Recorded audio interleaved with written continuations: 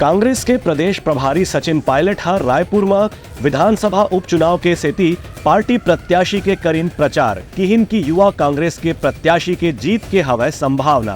कांग्रेस के प्रदेश प्रभारी और वरिष्ठ नेता सचिन पायलट आज रायपुर में कांग्रेस प्रत्याशी के पक्ष में महिला स्वराज अभियान के शुभारंभ करीन।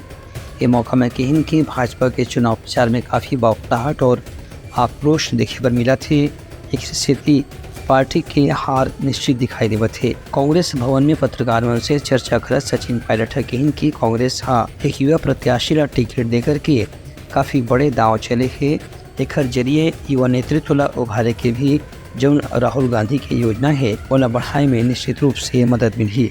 उनका कहना रेसी के लोकसभा चुनाव में जो पार्टी का हार के सामना करना पड़ रही से अभी परिस्थिति ओखर से काफ़ी अलग है। और अब चूँकि भाजपा के प्रत्याशी के बारे में भी लोगन मन के विचार काफ़ी स्पष्ट है, एक स्थिति कांग्रेस प्रत्याशी की जीत की संभावना काफ़ी बढ़ गया है। ब्यूरो रिपोर्ट लगा न्यूज़।